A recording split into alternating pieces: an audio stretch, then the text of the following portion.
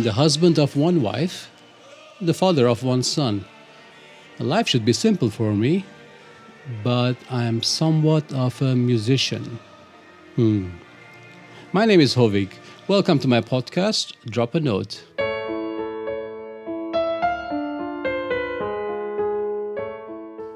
Italia, Italia. The young members of the audience started chanting as my name was announced by the principal at our high school graduation ceremony. The chanting continued in full volume and cacophony as I sheepishly made my way to shake her hand and receive my diploma. She, the principal, did not look amused. In fact, her face looked like Mount Vesuvius about to erupt. She was a very strict disciplinarian. On any given school day, you could see several students standing outside her office, bearing her hand marks on their cheeks from her notorious punishment slaps. Sounds like something from the Dickensian era. Not that far back, but this was the norm for our school life back in the 1980s in Lebanon. Vesuvius had to restrain herself on this particular occasion, though there were too many parents and dignitaries in the audience. And my young friends took full advantage of their liberty by continuing their chants until I returned back to my seat. But why Italia, I hear you ask? I thought you were an Armenian and you grew up in Lebanon. Yes, but the Italy connection is not restricted to my ethnic background or birthplace. No, it runs deeper than that, much deeper. It has its roots, its calling, I should say, in football.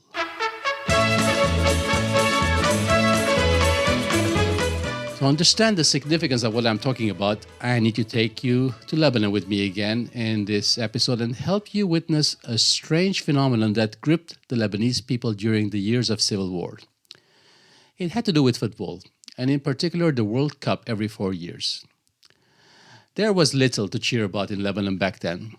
One can argue that there is little to cheer about even now, unfortunately.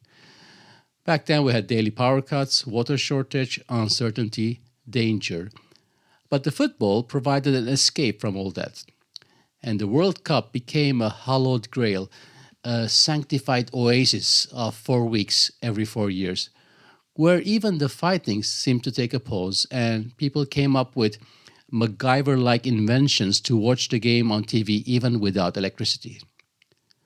The memories of huddling around the bonnet of a car with a small black and white TV box connected to the car battery still fills me with nostalgia.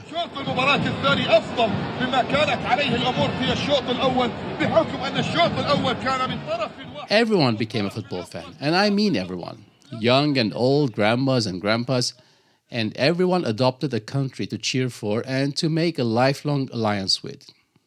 Lebanon itself was never going to have a football team to challenge for any trophy, much less the World Cup. So the Lebanese poured all their affection, love, and fanatical support behind their adopted country. And I don't use the word fanatical lightly. We are talking about flags everywhere, entire buildings draped from top to bottom, loud cheers from all over the city, guns fired in the air to cheer a goal, and hours of celebration afterwards with cars, long convoys, waving flags and honking their horns. Brazil and Germany, that's West Germany back then, they were the two most popular teams. Often the support of either was also based on political and ethnic divisions in the country, and sometimes within a neighborhood. So why did I choose Italy? Well, I often answer that question by flipping it around. I didn't choose Italy, Italy chose me.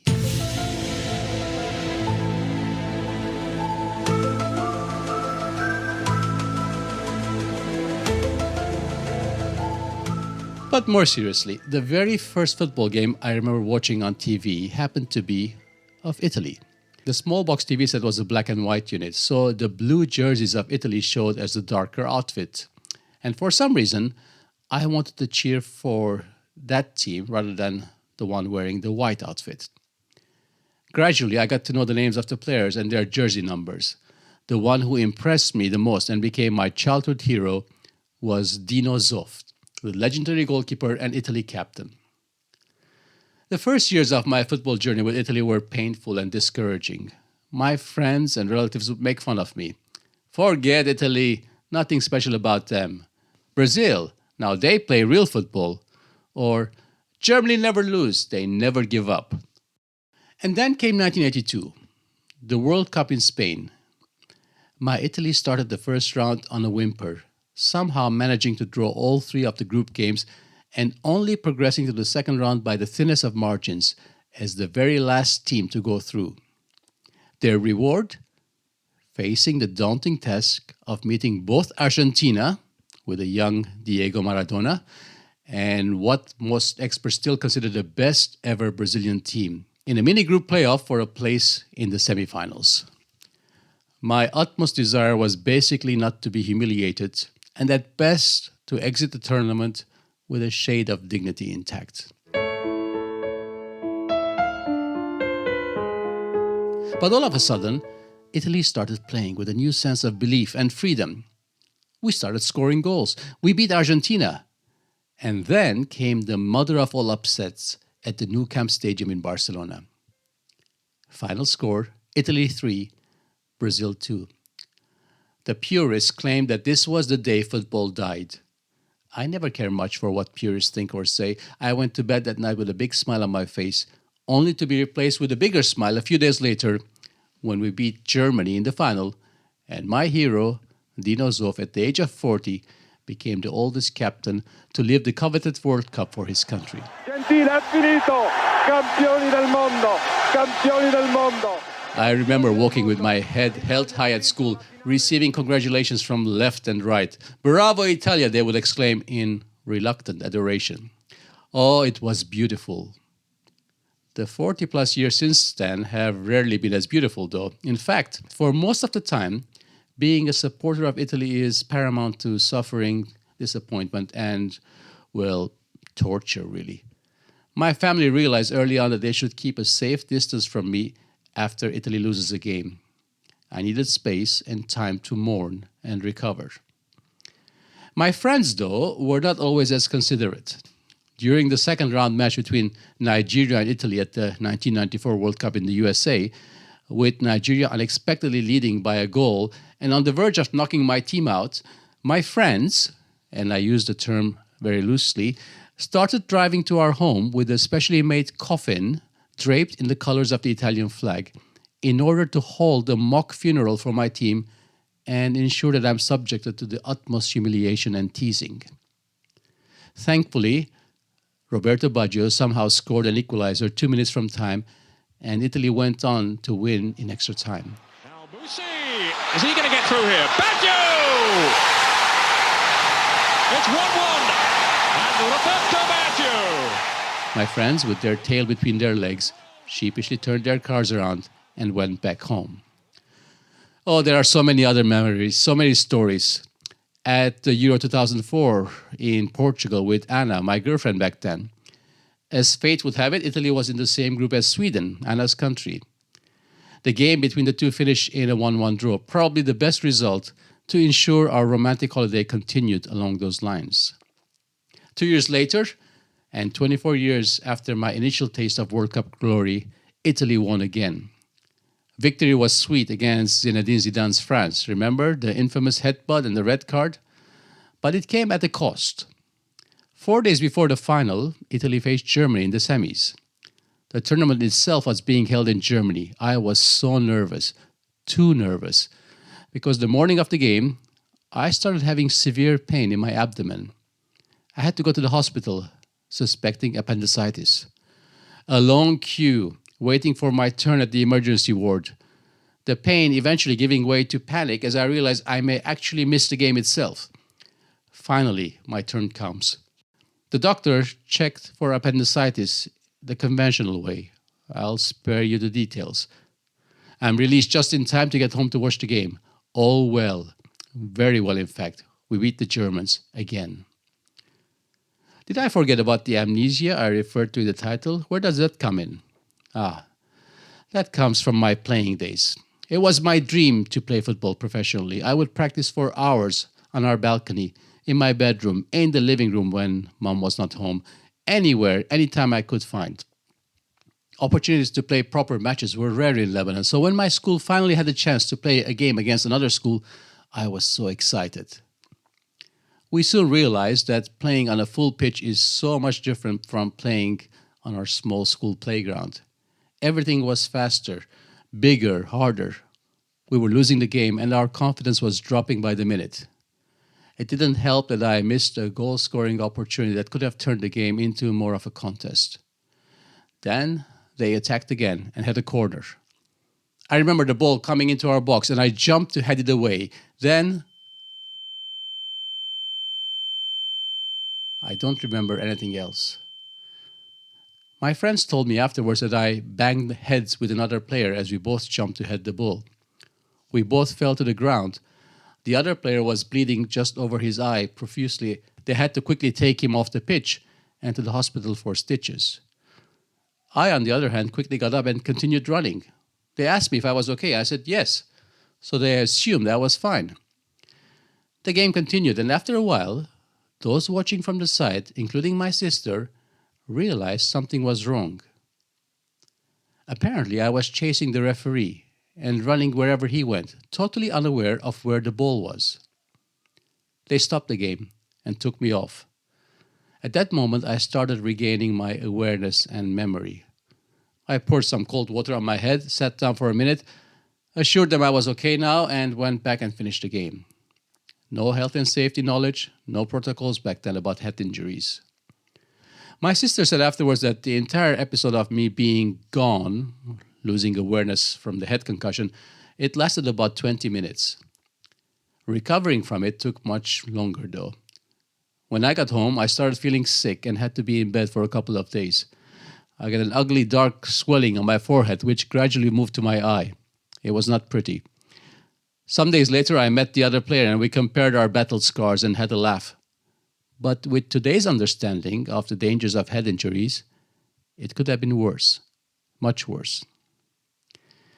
These things are part of life. Injuries, accidents, natural disasters, being in the wrong place at the wrong time. We try to minimize the chances of them happening, but ultimately, we have no control. As a father, my awareness of this dilemma has multiplied 10 times. The dilemma of not having control of what our son may face on a daily basis. I could reassure him by doing what they do in movies and promise that I will always be there for him, but that would be a lie. I can't. It's impossible. And even if I were glued to him 24 hours a day, I couldn't protect him from everything. I wrote Safe, the piano piece in today's episode, with these thoughts in my mind.